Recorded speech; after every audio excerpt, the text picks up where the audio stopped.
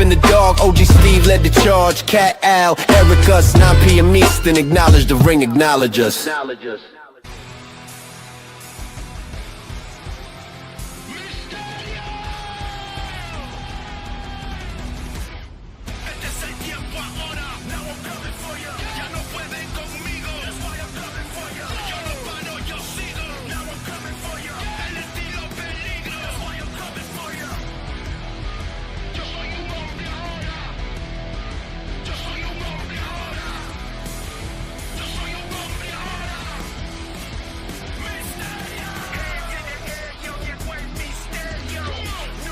Welcome everybody to another edition of the War Report After Dark. I don't know, haven't done Mysterio in a while, figure we'll give Dirty Dom a little love. But welcome everybody to another edition. Al, what's going on, my brother? Not much, brother. Excited tonight. As soon as we get off, I'll be watching Unreal, which just came out on Netflix. I didn't start yet. I've been working all day, so very excited about that. Yeah, I haven't watched it yet either. I definitely plan on starting it tonight, as am I. I'm very excited. I always like how much controversy there always is when Unreal comes out, but I enjoy it. I think it's a great inside look at things. I think at the end of the day, WWE is going to show you as much as they want to show you, and there's still things that are not out there. So I enjoy it. I'm looking forward to it. But I got to tell you, I want to start off with Saturday night's main event. Saturday night's main event to me is always hit or miss. You know, it's a quick 2-hour show. It's only on Peacock. But this was a good Saturday night's main event. I enjoyed it. To start off, as predicted, Fatal Influence leaves with the Women's Tag Team Championships and finally ends the title reign of Paige and Brie. So I'm very excited for that, as long as Paige now goes off on her own. Like, Nikki, come back now, be with your sister, and let Paige do her own thing. I agree. I would like to see some sort of swerve, though. I mean, I think there's something we can do here with this. I don't know about you, but maybe they could turn on them and make the Bellas heel, because I think they're better heels than faces, and that could be like their first run since they're familiar with one another. You And know then what? they could put I Paige don't. over. I don't know if there's enough time to build it. But you know what they should have done? They should have had Nikki teasing the return, and the Bellas turning on Paige, and they're now double teaming and taking out Paige, setting up a match at SummerSlam, Paige and a mystery partner versus the Bellas, and then you have AJ come out, and you have AJ and Paige versus the Bellas. No titles, no nothing, but I think that would have been something fun to do, and it gets AJ back in the ring. I wouldn't mind that at all. And you're right. We could see her back. I mean, is she looking to come back? Who, Nikki or AJ? AJ. I don't really know what the deal was with her contract. I mean, clearly it's not coming back full time. That's obvious. I could see her popping in and out, kind of like almost like a Brock Lesnar kind of deal. It sounds like she's getting paid equally to Punk, from what I understand. So I don't really know what the details are of the contract. If it was X amount of matches, or I don't know. That's interesting. 'Cause I really want to. I don't know. I guess for me, she's just not doing it right now, man. It's just this. I guess it's this. I got to see her on her own as far You as talking me. about Paige? Yeah, Paige overall. Like I don't know. Yeah, no, It's weird for me you right know, now with her. it's something like Paige coming back to the WWE should have just been a much bigger deal. Like, her return was a big deal. Don't get me wrong, and the crowd reacted to it. It filled a void that they needed at the time. But it didn't give Paige the proper, like, you make a big return like that. The next night on Raw, you come out, you cut a heartfelt promo. I miss you guys. It's so great to be back. I didn't think I'd ever be back. Blah, blah, blah, blah, blah. You know what I'm saying? And, like, she never had that opportunity because it was, you come back after however many years, you win the tag belts with Brie, and now it's off to the races. So now, if you get an opportunity to see Paige on her own, and if she could even be half of what she was then, I think you would be happy. Because Paige at one time was awesome, and I think she could still be awesome. But I think she needs to be on her own. Injuries that are like right now making her not do what she used to or what we like about her. Well, she had a neck injury, Right. So and that's what put her out. And then she was told she can't wrestle again. And then similar to like what Edge went through, she went through whatever, and she was then told however many years later that she's medically cleared to get back in the ring. And then she returned and made her big return in AEW, which did not go very well. And then you knew then it was just a matter of time before she was going to be back in the WWE.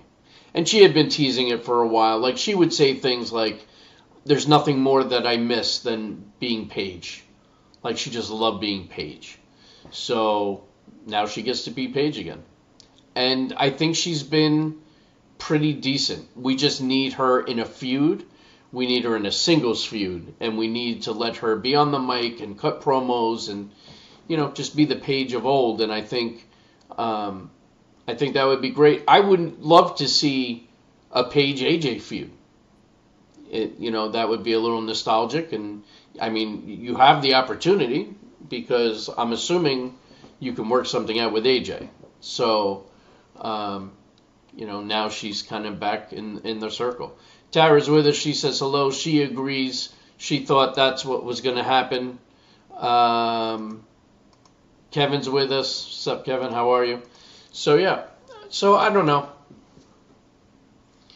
But I do like that they pulled the trigger on Fatal Influence. I love that faction. They look good. All three of them.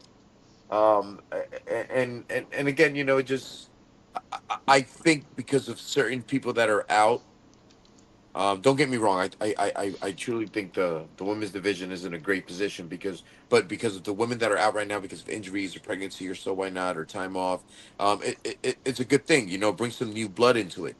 And who knows? Maybe this makes it a thing that they might need to get them matches and they start making a few women stables. Which I don't know. I don't know if this is too soon, but there is something very special about JC Jane. I was a fan of JC Jane in NXT, and I'm a fan of hers now. And I think now that they have this situation where they're having this ladder match to become the interim champion until Rhea's medically cleared, and then you'll have a match to see who's going to be the actual champion. Maybe that's the perfect time to let JC Jane win the women's title because she's winning it in a ladder so she can, at the very end sneak up there and quickly grab the title or something. And now you have all three women in the faction with gold.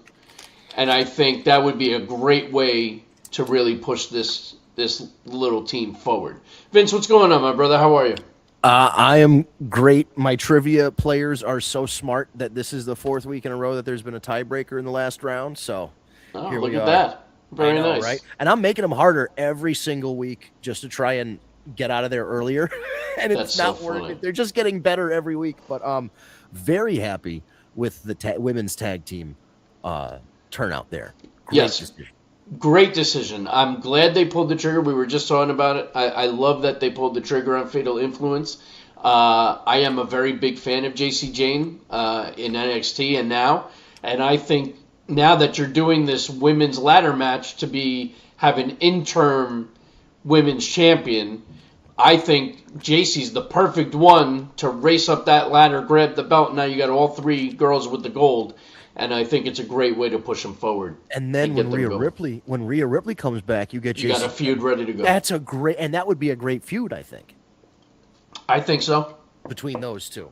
Absolutely. And then you got the other two girls that'll get involved. You can always throw EO out there. Like, there's a lot of things you can do.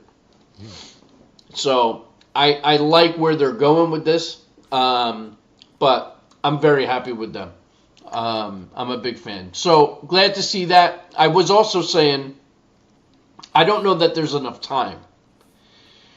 But what they should have done is if Nikki's back and ready to go, they should have had Nikki and Brie turn on Paige. Yep. Beat the crap out of her. Yep. Then they set up a tag team match at SummerSlam with a mystery partner for Paige. So you have Nikki and Brie versus Paige and the surprise return of AJ Lee. Have them team, take out the Bellas, and then you could always have a Paige AJ Lee. Yeah, I think, that's what everybody's kind of wanted to happen since WrestleMania. We've been talking about this. Oh, when the Bella twin coming back from injury, which this is quite an injury if that's the case. Yeah, right. More severe than we thought. And yeah, it just makes perfect sense for them to turn, because the Bellas were always heels. They were baby faces on their TV show, I guess, but like they were known mostly as a heel team. Twin Magic switching out in the middle of the ring, cheating and all that stuff. Like they were heels. So they're better served as heels. And you're going to get the babyface pop when you return at WrestleMania. Obviously, yes. But then after that, when they get that big pop, they should have turned. And Paige and AJ would be great because so Paige, love Paige. She obviously, had a broken neck and is recovering from that and is not the Paige, the 19-year-old Paige that we saw on NXT. You know what I mean? She's slowed down a little bit, and having a tag team partner in AJ would be a great pairing. There's history between them. That whole thing with the coming up on the main roster and beating. But see, that's the thing. Like, I don't want them a team. Like, maybe just for that one night. That's what I mean. Again, not a consistent tag team. Right, because we're at a point now where we need Paige on her own. It kind of took away from the big return. She didn't come back and then the next night be able to cut a heartfelt promo and, I never thought I'd be here and I missed being Paige and, whatever. She didn't get that opportunity because she came back after all this time, got thrown into the tag team title mix right away, won the titles, and then it was full steam ahead. Right. So we need time for Paige, to have a singles run. I also want to talk to you about what could go down as one of my favorite matches of the night. Ooh. And yes, I have to talk about Danhausen. Because, first of all, he got his blimp. Let's just start with that. He got his blimp, and he's in the Garden. Helped the Knicks win, right? Like, this is awesome. I loved everything about it because Danhausen's actually good in the ring. He can sell, he can take bumps, and he can go. And he's funny as hell. So I just love the whole package. I thought the match was great. You obviously knew there was going to be shenanigans because it was no DQ, and he brought out the cloning machine, and then the real-life cat comes out. So more Nick representation, choke slams. Dominic got involved. Like, I just loved everything about it. Danhausen gets the win, still undefeated, by the way. I just loved everything about like he's undefeated in WWE. I don't think he's been pinned yet. Jesus Christ. Yeah. So, love Danhausen. And I love that he's a part of SummerSlam. Now him and Dirty Dom.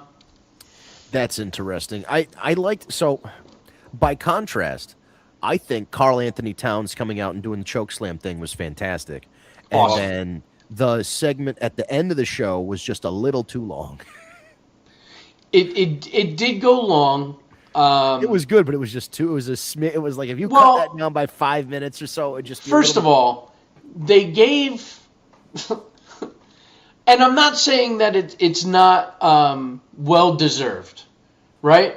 Like he is the king of New York, but they gave him the WrestleMania walkout. You know what I'm saying? Like they followed him from the locker room all the way out. Then Roman comes out. Then he gets his entrance. They do the whole thing. The belt's gorgeous, by the way. Yeah, I that's want one cool. so bad. That's so cool. So nice. I loved everything about that segment. I thought it was long. But I thought it was great. And then, of course, you got some shenanigans in there. And, Rollins had to get in. And Halliburton showing up was just great. Like That was wild. Yeah. Like, I didn't see that coming. Like, No. But, I mean, it was just everything about it to me. I just, like, that's wrestling. You know what I mean? Like, what we saw throughout Danhausen's entire match and the main event and everything that went on, like, that is wrestling. And it was awesome. I loved it. There's something else we really do need to talk about also. And Kevin brings this up. Yes. What do y'all think of Bayley constantly taking L's and possibly leaving WWE? Well, let's talk about the match that she had with, what's her face? The Bird Lady, Valkyria, which, let me just say this, I'm loving what they're doing with her. And how many times on this show we talk about Lyra and I always say, could give a fuck less. Yeah. Like, does nothing for me. You're right. This is doing something for me. I like how she's all disheveled and crazy and pastier than ever and bags under her eyes and kind of nutty. I like the heel version of her music because it's still the same music, but now it's just healed up a little. I like that. I love that. I loved everything about the presentation. I like how she wrestled the match. I like how she took a straight, hard shot to the fucking nose, blood everywhere, and kept fucking going. And she beat Bayley, which, again, I think everyone here predicted that Bayley was not going to go over. But I don't know about any of you, but especially after the match, where she was taken out. Usually something like that happens, you're written off. Gave me feels like maybe this is it. Maybe she is now sitting on the sideline till her contract runs out, and maybe she's going back to the boss, and she's going to show up in AEW and reunite with Mercedes Moné. If I'm watching All Out or All In London rather, and right after Mercedes wins the women's championship from Tekla, if music starts playing that I don't recognize and the name Pamela just shows up on the screen, I'm going to shit myself. It's going to be great. I did switch hats for those of you watching the video. I had to, when we're mentioning where's Bayley going, I had to put on the AEW hat because according to Sean Ross Sapp, posted at around 5:30 today, Bayley is not believed to have signed a new WWE deal at this point, WWE sources claim. AEW has long had their eye on her when her contract is up, and it's well known within the company they will have major interest. Well, also, I did hear she was offered another deal, but I'm hearing that they want her to also take a significant pay cut. Which also might help in the decision of her not re-signing. Yeah, and Kevin agrees she's AEW bound. I think it's this is the situation that the New Day, Sheamus, Sammy was in this position and took a pay cut and stayed. At least that's the rumor. The rumor is that Seth took a little bit of a pay cut and stayed. I believe Sammy over Seth, but I believe both of them would take a pay cut to stay. You know what though? But I think they would too, especially Seth, because now he just launched the coffee company with with Becky Lynch. So I think like financially, I mean they're fine. They have outside sources of money coming in. Sammy, I don't know what his side gigs are, if any, but he's also been with the WWE for so long. If he was smart and invested his money properly, I'm sure he could afford to take a pay cut. I mean, it's a kick in the nuts that you ask somebody that's been so loyal and dedicated to you for so long to take pay cuts when you're making so much fucking money. And you know what? We gotta shift gears real quick. We'll go back because we still have to talk about the tag match. But we say this now every pay-per-view. Imagine you have purchased tickets to SummerSlam. And you've purchased tickets not knowing what matches are going to be what night. So you're a young kid, you purchase SummerSlam tickets, dad purchases SummerSlam tickets, mom, whatever, right? And all you want to do is see Oba Femi, Brock Lesnar, Hell in the Cell. And your parents can only afford to take you to one because the prices are so fucking expensive. And you wind up going to the one that he's not on. So they don't give you any insight. We're 2 weeks out. They give you no insight of what matches are going to be what night. You have people that spent a lot of money because this is TKO pricing. They have outpriced people, as we always say. They have not learned their lesson. But here's the bigger kick in the dick. Now, for a very limited time only, you can get tickets for $25. So now, how about the people that had to pay a whole entire mortgage and risk getting thrown out of their homes because they wanted to take their family to see SummerSlam, and now you're offering people $25? You're doing that because you haven't been able to sell out not one night, not two nights, neither night, and now you're throwing away tickets. Like, it just bothers me. It just bothers me. And they're not learning their lesson. This happened during Mania. Well, they turned it into a storyline where CM Punk was like, lower the ticket prices. And then Pat McAfee was like, I lowered the ticket prices. And it's like, how do either of you have control? We know you have no control over the ticket prices. What are you talking about? Things are different now. Things cost a lot more now. Everything. Across the board. You can't ask people to spend this kind of money when it's costing the average person $65 to $70 just to fill up a tank of gas now, or go food shopping and get a steak for $50. Like, you know what I mean? Like, it really is. It's just crazy. And like, yes, then you could sit there and say, well, yes, prices have gone up. Everything has gone up. Wrestling ticket prices should go up, and they should. But you got to make it somewhat like, you know, you hear some of these prices, and it's like, come on, guys, like $10,000 for decent seats is crazy. It's happening with music as well. Yeah. The bands do end up setting their prices but it's based on the bands setting the prices based on what the venue gets and Ticketmaster or Live Nation and all that stuff. But they're still priced like Post Malone and Jelly Roll. Some of their shows got canceled on their summer tour because they didn't sell enough tickets. And on some of them, Jelly Roll dropped out of the tour and brought somebody else came on, like Stained or somebody, I forget who it is. But another band had to come in because there weren't enough tickets to justify having Jelly Roll there too. So, you know, it's not just wrestling. It's live entertainment across the board is pretty expensive. And yes, I agree. If prices go up across the board, yes, wrestling prices are going to go up. But the way that they've gone up and how quickly and the extent that they've gone up, here's what I want to know from you. If somebody were to come in and finance the most expensive car that you sell, how much would they be paying a month? Couple grand, $3,000? Yeah. It depends the money down, right? So yeah, I'm just saying. Let's just say they find the money down, what your credit looks like. But 25, let's say 2,500, $3,000, and you're walking out of there with like a nice car. Sure. I mean, like for one of our cars, you're probably looking at 1,500 a month. Right. So for 1,500 a month is actually less than buying 2 tickets to SummerSlam. Right. You could be paying 2 car payments, or you could be paying, like you said, a mortgage payment. My mortgage payment is right around, like you said, $1,500. And if that ticket is $1,500 or $3,000, you have to think: do I want to pay my auto insurance? Do I want to pay my car payment? Do I want to pay my mortgage, or do I want to go see Obafemi? Right. Yeah, I mean, life decisions.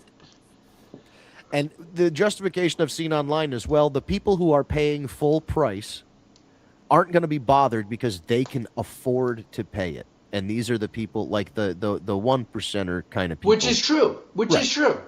But, you know, like, and again, we say this time and time again, say whatever you want about Vince McMahon, but he gave a shit about a family being able to come, sit ringside, and Right. enjoy the show. 'Cause- And that can't happen now. No, Now and it's the celebrities and everyone else where they can spend $2,000, 10 grand, 40 grand, 50 grand for a ticket, and it doesn't make a dent. Yeah, and I mean, even when Vince was in charge, you could get those like front row seats, and you'd come home with a collector chair and all that stuff. But that was a $500 at one point. It was like a $500 seat, which is relatively not bad. Or maybe it was $1,000. But back then, right. it was like, wow, that's expensive. You know what I mean? Yeah, but then like even 5 rows back from that, it was $100 ticket. You know what I Yeah. mean? Like I got into WrestleMania 29 for $150 a ticket. Bro, I was at WrestleMania 10 in Madison Square Garden on the floor, 10 rows back from the ring. I paid $110 for the ticket. Wild. $110.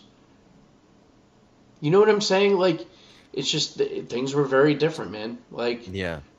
But I think there should be, and AJ Styles mentioned this on his podcast, is like, yes, you can still have these expensive box seats and specialty seats and this and that. He's like, but you should have the upper deck and like the others place, like have discounted family seating for people who Bleacher can't seats. afford. Yeah. Right. Bleacher pricing. Bleacher yeah, pricing. but you know what though? Like, that's the other thing though. Like, my rule of thumb was if I can always go to a wrestling show and at least be like front row mezzanine level, like one level up. Yes. You know what I'm saying? Like, that's worth it to me to spend the money and go because I'll be able to see. Like, if I'm not going to be able to see, if I'm going to go and I have to stare at the big screen, I might as well just do that at home. I've been to agree, enough yeah. wrestling shows live where, like, I wouldn't miss anything by not being there. But, you know, now those same seats are $800 a ticket, $900, $1,000 a ticket, where I used to pay at most $200 to $300 a ticket. Mm-hmm. And we only had one night to worry about, not two.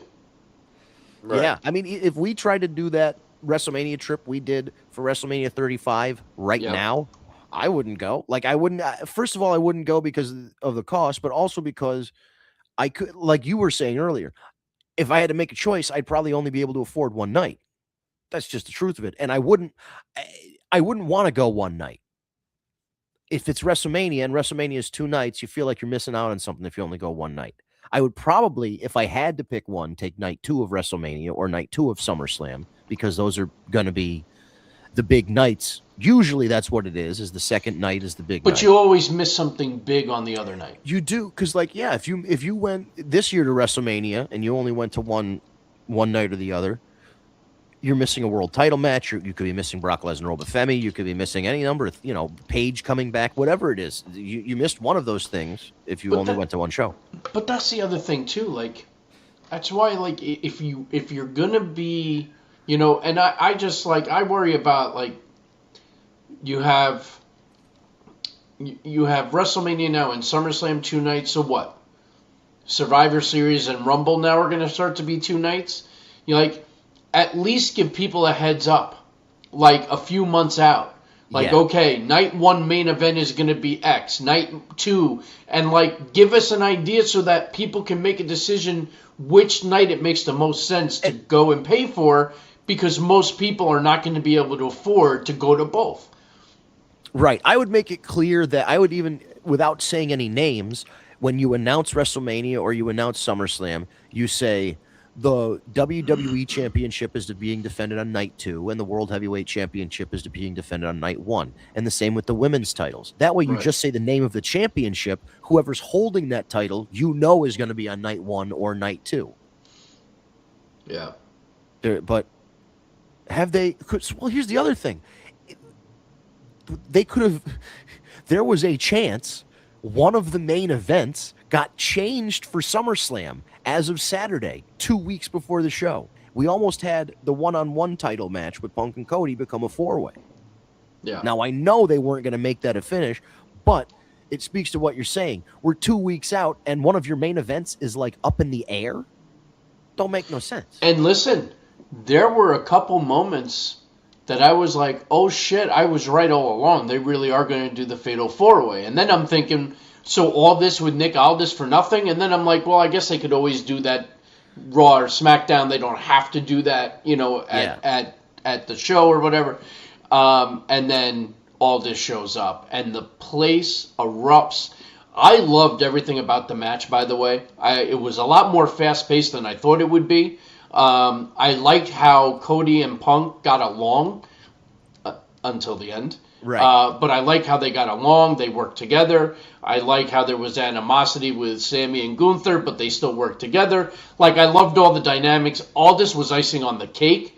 And now we're going to see the match that we've been waiting for, and we're going to get Gunther and Aldis, which I'm excited for because I think Aldis is going to put up a fight. I think he needs to lose, but I think he's going to put up a great fight and show people, like, he's more than just a GM. Like, he can go. Right, but he can't be retired for 4 years and just come back and beat Gunther. Yeah, No, gotta he has to And lose. to put him back on the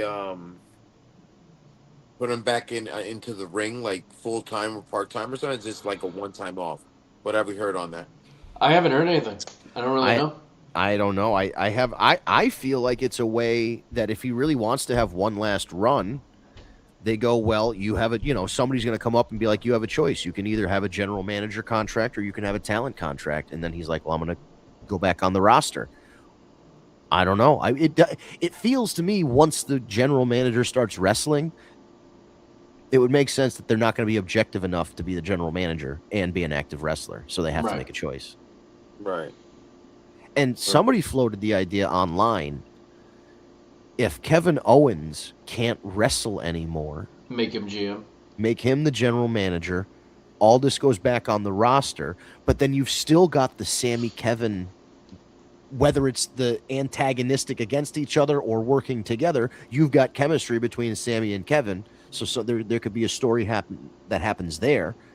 And it keeps Kevin on TV when, he's got a broken freaking neck or whatever. Well, I've now heard that Kevin is ready.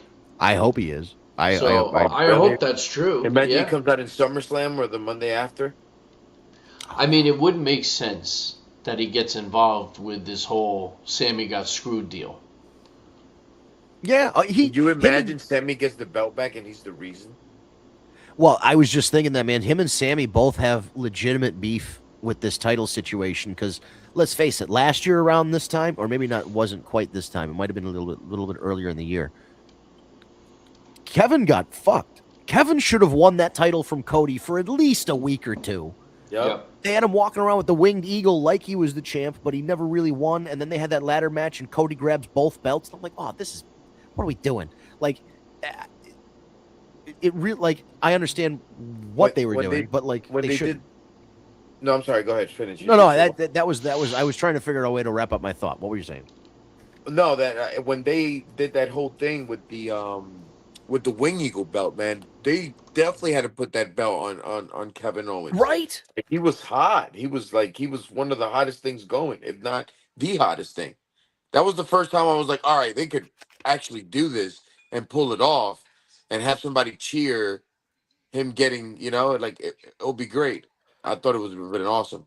Yeah, and he goes out there, and I mean, he takes wacky bumps anyway, but like he took that really bad bump into that pile of chairs, which doesn't really help your neck that you then had surgery on. It's like he did he put his body on the line for this company and Ring of Honor and everywhere else for so long that it shouldn't be you've been with the company X number of years and you should be world champion. But I think Kevin Owens, with his performances consistently over the last decade or so, starting with just coming out and power bombing the shit out of Sami Zayn on NXT, like Kevin should be in this mix and should be world. He should have beat Cody, but when he comes back, he should be world champion. Absolutely. And him and Sammy could either be together, like you said, an event, you know, like if he helps Sammy win, eventually he could turn on Sammy and powerbomb the shit out of him again, and then you've got a feud between Sammy and Kevin for the world title. Oh. That doesn't take long. No, it didn't. With those two guys, it never takes That very definitely long. never takes long. That's just like, hey, how you doing? Let's have a coffee. Boom, I hate you. Yeah. And you know what? That's one of those rivalries that is like, it doesn't matter how many times they do it. It's just like it's fresh every time over and over again. You know? Yeah, because they give it a couple years, which is nice. There's some things that they don't take time with, but Kevin and Sammy, they know it can go down for a little while. They could be friends. They don't even have to be on the same show. But whenever they need it, they put those guys together and boom, magic. Definitely are. Definitely magic. It's a great thing between them. Overall, I think it was a pretty good Saturday night's main event. For what it was, I thought it was pretty good. Let's move on to Raw. Yeah.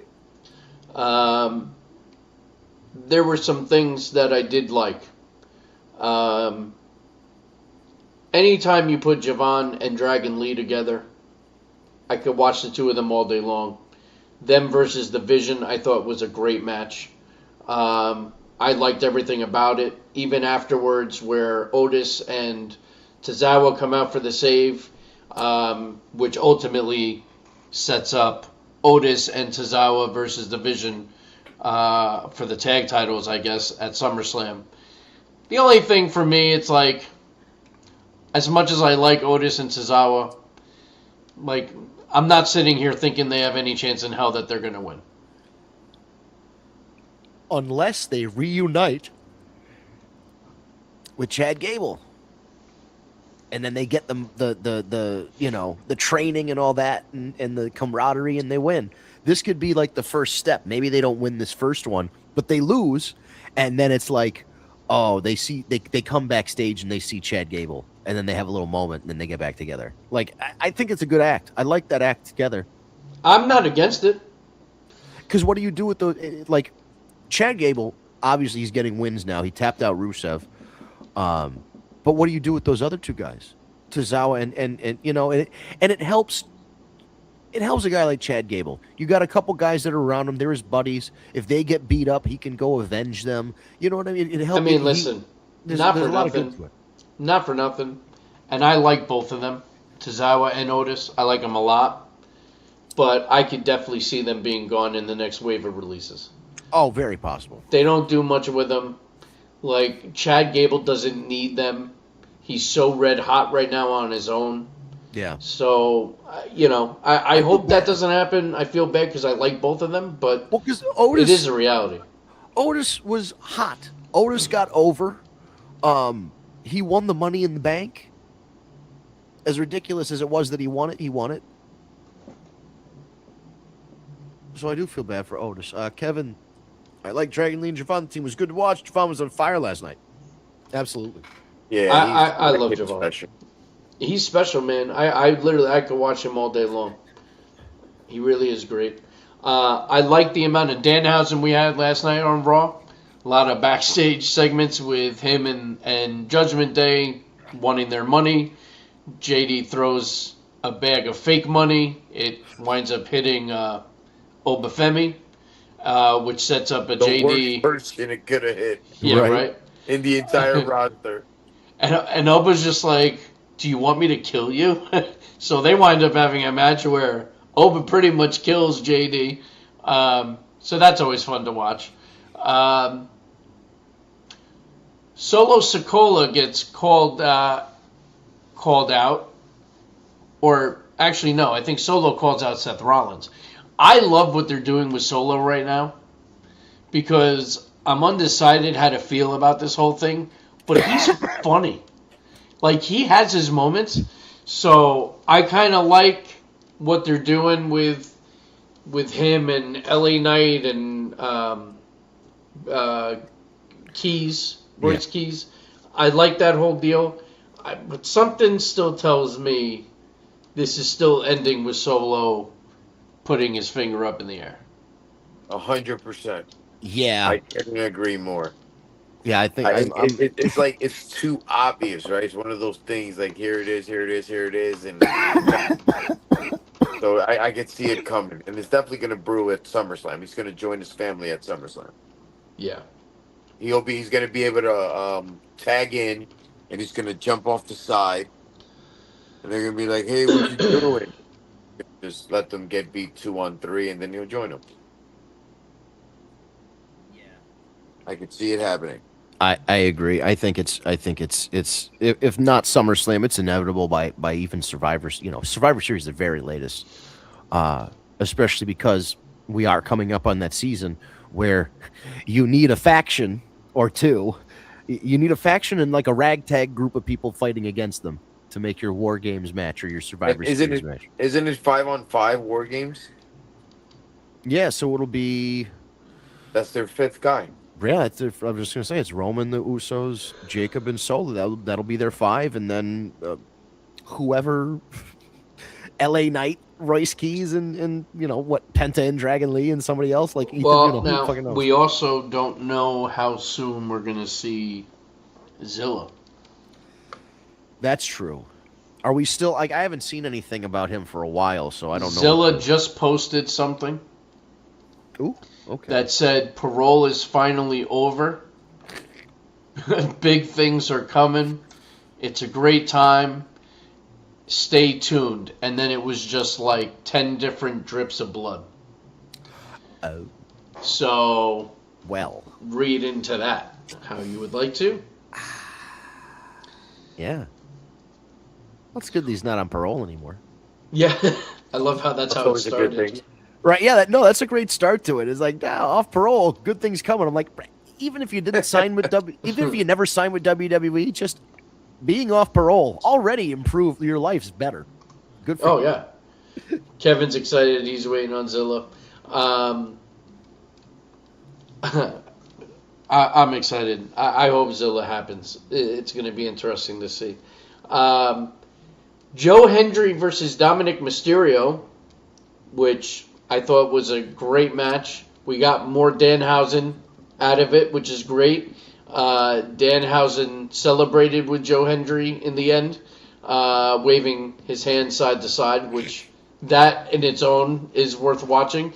And now apparently next week we're having a Joe Hendry Danhausen concert. So that right there, I am hook, line, and sinker and ready. Very nice, very evil. What is? I can't even imagine what they are planning for this. It's going to be awesome, whatever it is. It's The too bad. Logan Paul remix song. Oh, geez, they could do something against the Vision for sure, or the whoever's left of them. What if it's too bad that the Guns are over in AEW? Because I would love for them to do a live version of the Ass Boys song. Because it's the Billy Gunn Mr. Ass theme, but then he calls him the Ass Boy. Like they would have the rights to it. The only thing they don't have is the Ass Boys. Oh, that's so funny. Jacob Fatu, LA Knight. It's kind of what I expected. It was just a bunch of shenanigans. Yeah, you're not going to get anything decisive until SummerSlam from Right. from that group. Yeah, I agree. So we are now, what? It's one more Raw, 2 more SmackDowns, and we're at SummerSlam. Pretty much. Yeah, but I'm so. So right now, we know for sure. We have Oba, Brock, Hell in the Cell. Yes.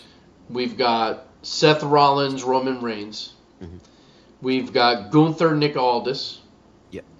We've got Cody versus CM Punk. Mhm. We've got Liv Morgan versus EO. Yeah. We have the women's ladder match to determine the new interim women's champion on the other side. Mhm.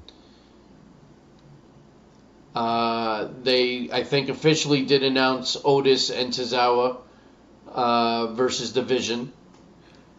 And there's Penta against Chad Gable for the IC title. And right, Yeah. so you got that one. So that's 8. Yeah, Is that for a we're 2-night gonna show. We're just gonna do 4 matches a night. I hope not. No, there's more to come. I think so. I mean, maybe Fatal Influence will give I didn't hear many women. Paige and Bria rematch. Yeah, you're right. There's only 2 women's matches announced. Right, The so ladder. there should be more women match coming.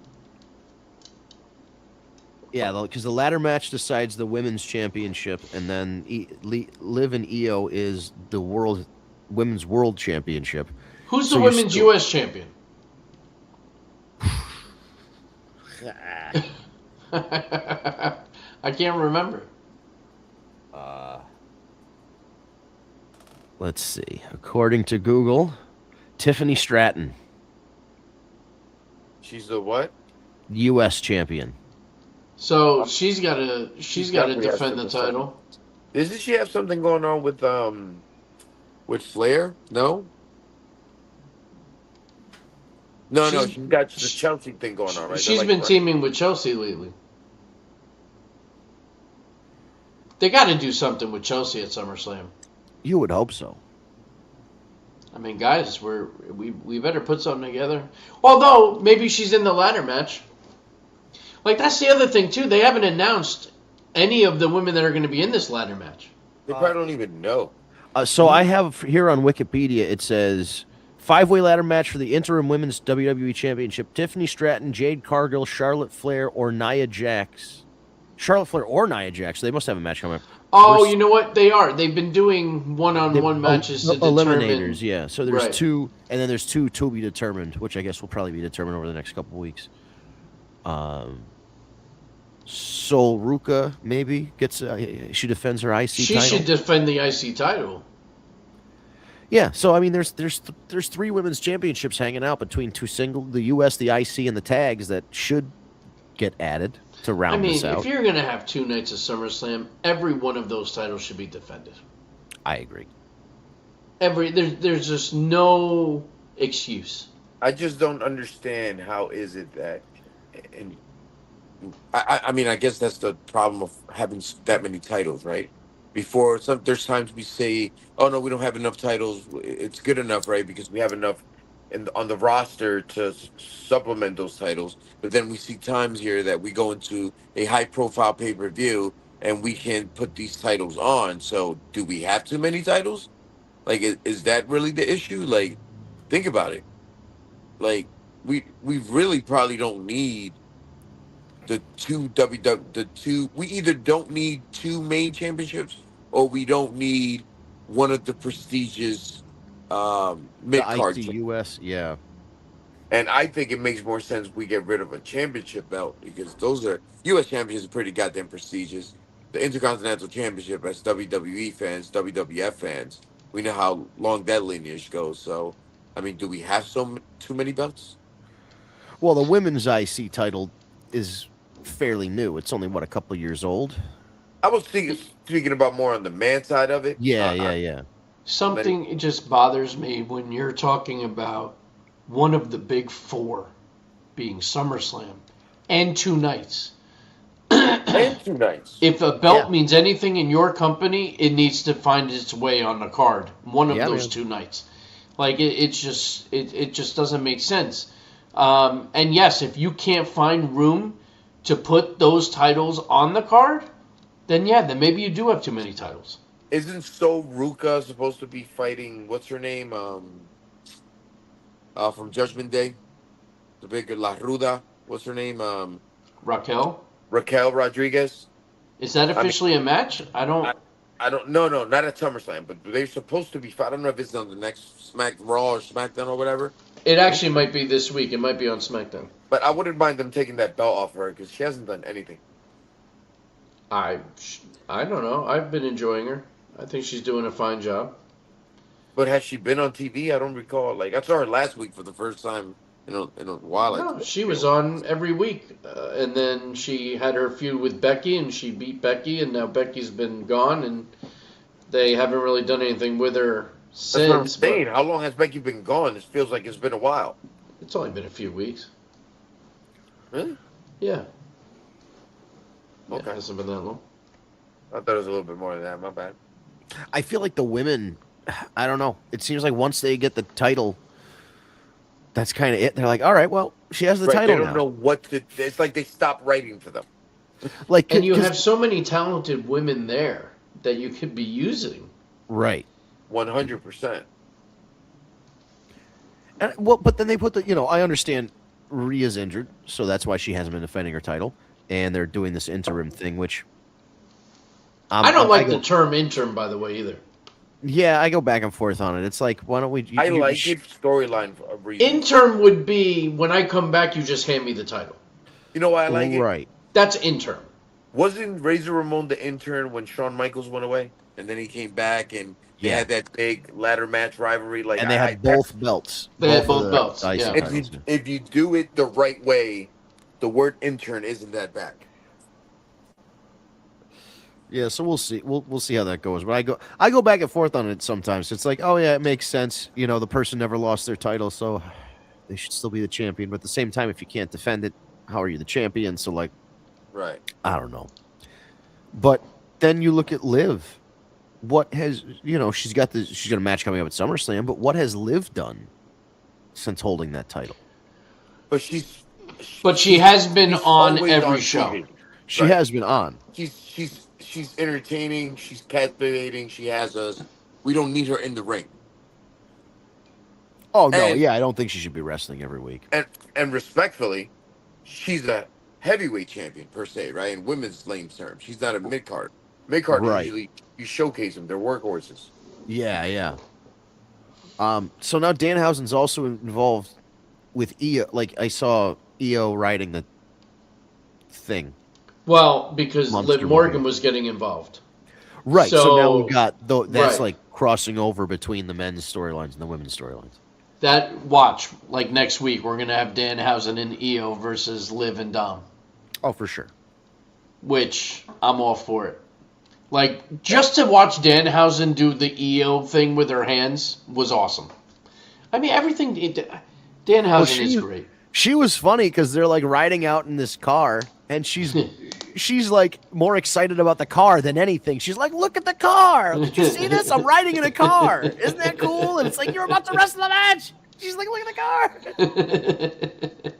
She kept pointing to the car, like, "Look at it." I'm like, "Yeah, we see it. It's a car." Like we. She was so excited, but she looked excited. So how could you not be excited for her being excited? The only thing I think was missing from the Brunson Roman segment, they should have found a way for Danhausen to be a part of it somehow. Especially with Jalen, because, Danhausen broke the curse. Yeah, and I also I understand both of the guys are injured, but like, man, when Karl Malone and Dennis Rodman went out there, they threw hands. Yeah. Those guys can't because I know. I mean, Tyrese Halliburton was in a freaking wheelchair like a month ago, so I understand why he's not out there wrestling around. But like, damn, part of me is like, if this was the '90s, Vince would have convinced those guys to do a spot. Well, and Brunson had, his he's soft cast on. Yeah, it just wasn't. It wasn't in the cards to have a physical altercation between those two. It was. I was shocked when to bring out Halliburton. I was shocked. That's some wild stuff. Well, especially because you hear Rollins' music, so you're like, all right, here we go. And then he walks out with a chair, you're like, word. Like, this is awesome. And then Rollins from behind, which, of course, makes sense. But Now I'm trying to figure out who is the babyface and who's the heel. Is Seth the heel because he was with the guy from the other team? Seth was getting booed. Well, yeah. I mean, listen, if he's going against I the mean, right. Knicks If he's in using Madison Square Halliburton. Garden, yeah. I mean, But I think this is going to be a very two-sided fan. You think it'll be like babyface? It'll be like Punk and Reigns at WrestleMania almost? I do. As long as it's not like Cody and Randy at WrestleMania. Wow. We know how that went. Jesus.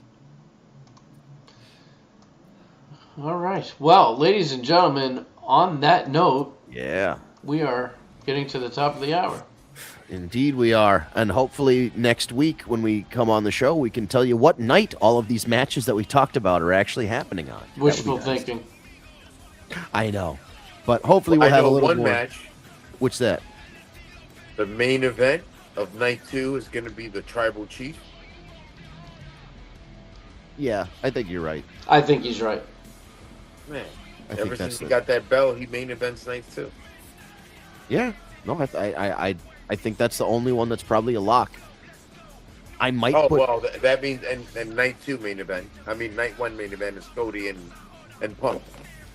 Do you open with Oba and Brock like you did with at WrestleMania? Night 2, yes. Open.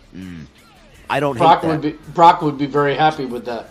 Yeah, he Yeah, wants you to go can home. get back home to Saskatoon or whatever.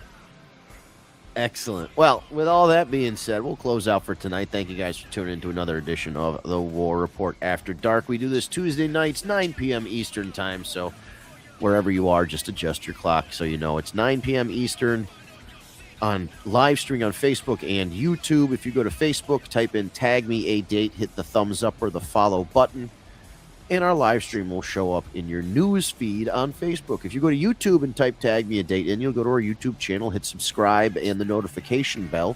You'll get sent a notification half an hour before our live show, and all you got to do is tap on it. It'll bring you right to the stream. Excuse me. If you want to follow us on social media, it is at Tag Me a Date with no spaces. You can find us on Facebook, YouTube, Instagram, and Twitter/X under at Tag Me a Date. If you want to follow us on TikTok, search for The War Report Podcast, the full name of the show, The War Report Podcast, and hit that follow button.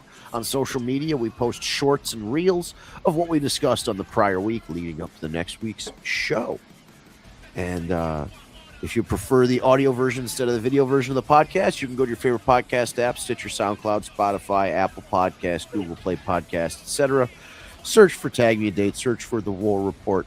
You'll see this lovely logo that we have in the top right-hand corner. You'll see our names in the description. All you have to do is hit subscribe, and between Tuesday and Wednesday, Steve or Ryan will grab that audio and upload it to the thing. And as long as you're subscribed, you don't have to do anything.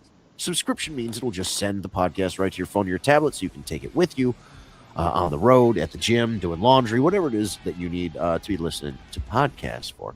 And with all that being said, subscribe to my new podcast, Laughable Advice, also on YouTube. Just type in Laughable Advice on YouTube. You'll see the channel, hit the subscribe button. It's not wrestling. It's a whole different thing. So if you want to listen to a different kind of podcast, subscribe to Laughable Advice on YouTube. And leave a comment, a like, or a share on the way out. Any comments, any thumbs up or hearts or anything, or any shares always helps us in the algorithm, whether it's YouTube, Facebook, whatever. Just hit that button. Give us a little reaction on your way out. Thanks to Kevin and Tara and everybody else in the comments. Have a great week, everybody. We'll be back next week, 9 p.m. Tuesday, for another edition of the War Report After Dark. Have a great one.